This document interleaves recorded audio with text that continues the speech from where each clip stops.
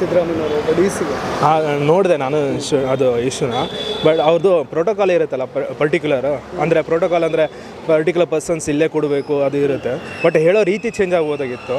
But ಹೇಳಿದ್ದಾರೆ, ಅದು ತಪ್ಪೇ. ಬಟ್ ಅದರಲ್ಲಿ ಅವ್ರ ಪಾಯಿಂಟ್ ಇದೆ, ಅಂದರೆ ಫಸ್ಟ್ ಲೈನಲ್ಲಿ ಕೊಡಬಾರ್ದು, ಪ್ರೋಟೋಕಾಲ್ ಮೇಂಟೈನ್ ಮಾಡು ಅಂತ ಹೇಳಿದರು. ಬಟ್ ಅದನ್ನ ಹೇಳೋ ರೀತಿಯಲ್ಲಿ ಚೇಂಜ್ ಮಾಡ್ಕೋಬೇಕಾಗಿತ್ತು. ಅದು ತಪ್ಪೇ. ಬಟ್ ಒಂದು ಕರೆದು ಸನ್ನೆ ಮಾಡಿ ಅಥವಾ ಯಾರನ್ನಾರು ಬೇರೆ ಕಡೆ ಹೇಳಿಸ್ಕೋಬೋದಾಗಿತ್ತು.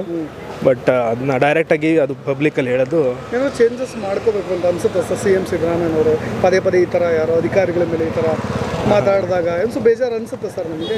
ಬೇಜಾರು ಅನ್ಸುತ್ತೆ. ಯಾಕಂದರೆ ಅಂದರೆ ಅಷ್ಟೊಂದು ಕಷ್ಟಪಟ್ಟು ಅಲ್ಲಿ ಮೇಲೆ ಬಂದಿರ್ತಾರಲ್ಲ, ಅಂದರೆ ಎಷ್ಟೊಂದು ವರ್ಷ ಬಿಟ್ಟು ಅದು ಡಿ ಸಿ ನಮ್ಮದು ಆ್ಯಂಬಿಷನ್ ಇರೋದೇ IAS IPS ಆಗಬೇಕು ಅಂತ. ಆ ಪೊಸಿಷನ್ ಹೋದ್ಮೇಲೆ ಸ್ವಲ್ಪ ರೆಸ್ಪೆಕ್ಟ್ನ ಇದು ಮಾಡ್ತಾರೆ. ಬಟ್ ಅವ್ರದ್ದು ಪ್ರೋಟೋಕಾಲ್ ಅಂತ ಇರುತ್ತೆ. ಅವ್ರ ಇಂಟೆನ್ಷನ್ ಅದು ಅವ್ರಿಗೆ ಹರ್ಟ್ ಮಾಡಬೇಕು ಅಂತ ಏನು ಇರಲಿಲ್ಲ ಅನಿಸುತ್ತೆ. ಬಟ್ ಅದು ಪ್ರೋಟೋಕಾಲ್ ಮೇಂಟೈನ್ ಮಾಡಬೇಕು ಅಂತ ಹಂಗೆ ಹೇಳಿ